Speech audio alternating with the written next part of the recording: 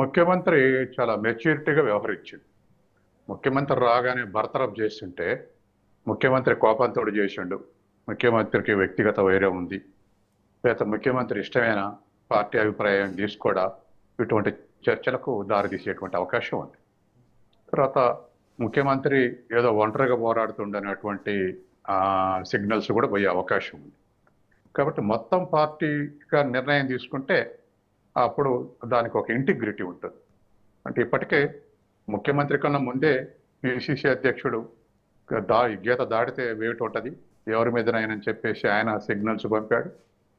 తర్వాత క్రమశిక్షణ committee chairman Mallu Ravi కూడా అదే అభిప్రాయంతో ఉన్నాడు, క్రమశిక్షణ తప్పొద్దు, పార్టీకి నష్టం చేయొద్దని. వాళ్ళిద్దరు అభిప్రాయంతో ఉన్న తర్వాత ముఖ్యమంత్రి కూడా అదే అభిప్రాయం ఉండని అనుకోవాల్సి వస్తుంది సహజంగానే. ముగ్గురు ఏకాభిప్రాయంతో ఉన్న తర్వాత ముఖ్యమంత్రికి వచ్చే పెద్ద చిక్కులేం లేవు, ఒంటరిగా పోవచ్చు.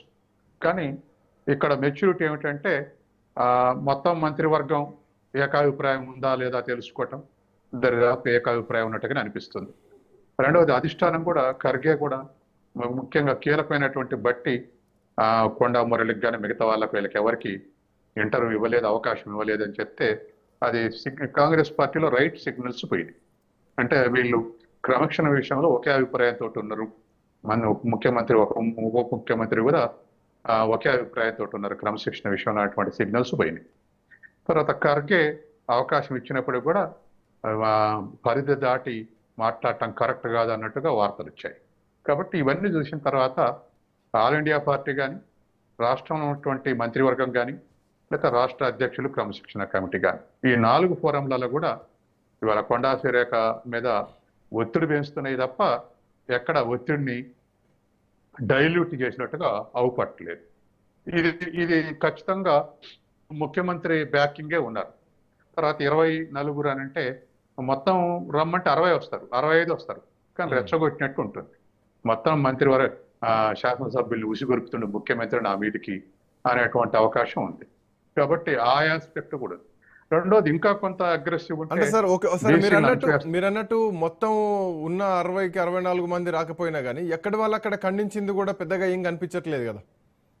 అంటే దీంట్లో పెద్దగా ఇన్వాల్వ్మెంట్ వచ్చి ఇండివిజువల్ గా దాన్ని రిస్క్ చేసుకోవాల్సినటువంటి ఫ్యాక్టర్ కాదు. ఎందుకంటే ముఖ్యమంత్రి ఏం అభిప్రాయం ఉన్నదో ఏమిటో అనేది తెలుసుకునే మాట్లాడదాం, ముందు మాట్లాడేంతో అనుకునే వాళ్ళు ఉంటారు. కాబట్టి ఇప్పుడు ముఖ్యమంత్రి మీరెవరు మాట్లాడొద్దన్న తర్వాత వాళ్ళు మాట్లాడుకుంటమే కరెక్ట్ అయింది కదా, మాట్లాడిన వాళ్ళు ఇక మాట్లాడుకుంటుంటమే కరెక్ట్ అయిందిగా. కాబట్టి ఆ మేరకు క్రమశిక్షణలో ఉన్నట్లు అవుపడుతుంది తప్ప తప్పినట్లు అవుపడదు ఎమ్మెల్యేలు దానికి కట్టుబడి ఉంటే. కాబట్టి మొత్తం నేషనల్ పార్టీ, స్టేట్ గవర్నమెంట్ 3 కూడా ఒకే అభిప్రాయంతో వచ్చి నిర్ణయం తీసుకుంటే ఆ నిర్ణయం తర్వాత వచ్చేటువంటి రిపర్కషన్స్ ఎదుర్కోవడంలో ఈ 3 పాత్ర ఉండాలి.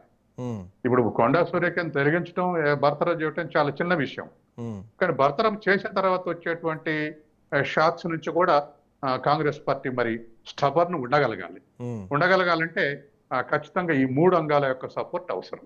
ఆల్ ఇండియా పార్టీ, రాష్ట్ర పార్టీ, ప్రభుత్వం, ఈ 3 కూడా ఏకోన్ముఖంగా ఉండాలి. కాబట్టి అట్లా పెద్దగా డీవియేట్ అయినట్టు ఏం అనిపించట్లేదు.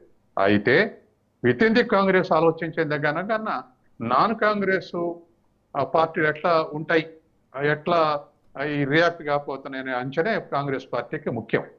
కొండా సురేఖని తీసేయగానే వెంటనే బీఆర్ఎస్ చేర్చుకుంటుందా, బీజేపీ చేర్చుకుంటుందా, చేర్చుకుంటే వరంగల్ జిల్లాలో ఏ మేరకు నష్టం, ఏ మేరకు లాభం, తర్వాత కొండా సురేఖ అంటే ఎవరుంటారు వరంగల్ జిల్లాలో, ఇటువంటివన్నీ ఒక అంచనాకు వచ్చి ముందు ఆ ఎఫెక్ట్స్ ఎట్లుంటాయో చూసుకోవాలి. కాంగ్రెస్లో భిన్నాభిప్రాయాలు ఉంటాయి, ఏకాభిప్రాయాలుగా. అసలు ఆవిడ బయటకు వెళ్తే ఎవరెవరు రిసీవ్ చేసుకుంటారు అనేటువంటివి కూడా లెక్కలోకి వేసుకునేటువంటి అవకాశం ఉంది. ఆ విషయాల మీద అంచనా వచ్చినాక ఇప్పుడు ఏ నిర్ణయానికి వచ్చి ఉండొచ్చు సార్? కొండా సురేఖ విషయంలో ఇక రాజకీయ మార్గం కనిపిస్తోందా? అటు మల్లికార్జున ఖర్గేని కలిసిన తర్వాత కొండా సురేఖ రివ్యూలు కండక్ట్ చేస్తోంది, కొండా సురేఖ పేచీలోంచి అధికారులను డెప్యుటేషన్ మీద వచ్చిన వాళ్ళను ఆ డెప్యుటేషన్ తొలగించేస్తున్నారు, రద్దు చేస్తున్నారు. సో ఇప్పుడు ఏం కనిపిస్తోంది అంటే ఒక బలహీన వర్గాలకు చెందినటువంటి బీసీ సామాజిక వర్గానికి చెందినటువంటి దట్టు కేబినెట్లో మహిళా మంత్రిని తీసివేస్తే సో ఒక రాజకీయ సంక్షోభాన్ని ఎదుర్కొనేటువంటి ప్రమాదం కూడా ఉంది అని గత 4 రోజుల నుంచి మనం అన్ని ఈక్వేషన్స్ మాట్లాడుతూనే ఉన్నాం. బీజేపీ ఓన్ చేసుకుంటుందా, బీఆర్ఎస్ ఓన్ చేసుకుంటుందా అంశం అట్లా ఉంటే వాళ్ళు ఇండిపెండెంట్ గానైనా ప్రభావం చూపించగలిగేటువంటి వ్యక్తులు. సో ఇట్లా నేపథ్యంలో బయటకు వచ్చిన తర్వాత ఇంకా చాలా